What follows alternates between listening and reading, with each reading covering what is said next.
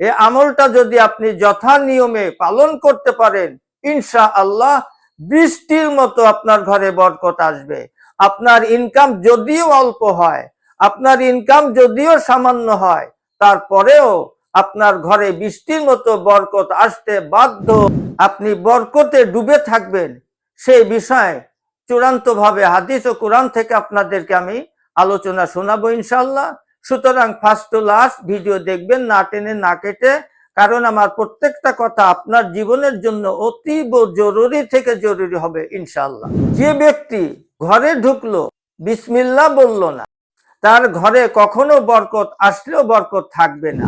আপনি যতই ভালো ইনকাম করুন, যতই আপনি বহু টাকা ইনকাম করুন, আপনার ঘরে বরকত থাকবে না, কারণ এটা নবী করিম সাল্লাল্লাহু আলাইহি ওয়াসাল্লামের বর্ণনা। আপনি ঘরে ঢুকলেন, যখন আপনি ঘরে ঢুকে ডান পা দিয়ে ঢুকবেন, বিসমিল্লাহির রহমানির রহিম বলবেন। ঘরে ঢুকে ভিতরে আসবেন না, দরজার সামনে, ঘরে ঢুকে দরজার সামনে দাঁড়িয়ে 3 বার পড়বেন।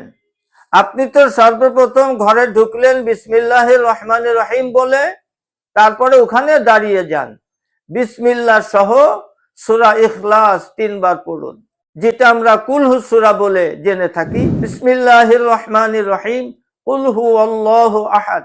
এখানে একটা বিষয় জানা বোঝা অতীব জরুরি।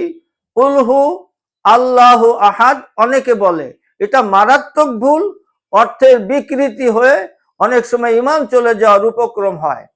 সুতরাং আমরা বলবো কুল হু আল্লাহু আহাদ, আল্লাহুস সামাদ, লাম ইয়ালিদ ওয়া লাম ইউলাদ ওয়া লাম ইয়াকুল লাহু কুফুয়ান আহাদ। বিসমিল্লাহ সহ আপনি 3 বার পড়লেন, বাস 3 বার পড়া শেষ হয়ে গেল।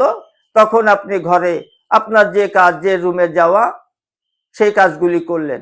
আরেকটি জরুরি বিষয়, যে আপনি ঘরে ঢুকে আগে সালাম দিবেন। আপনার ঘরে কেউ থাকুক বা না থাকুক, এটাই নবী করিম সাল্লাল্লাহু আলাইহি ওয়াসাল্লামের আদর্শ সুন্নাত। তাহলে আপনি ঘরে ঢুকলেন, বিসমিল্লাহির রহমানির রহিম বলে সালাম দিলেন, 3 বার সূরা ইখলাস পড়লেন। আপনার আয় যদি সামান্য থেকেও সামান্য হয়, কিন্তু আপনার ঘরটা পরিপূর্ণ বরকতে ভরে থাকবে ইনশাআল্লাহ, ইনশাআল্লাহ।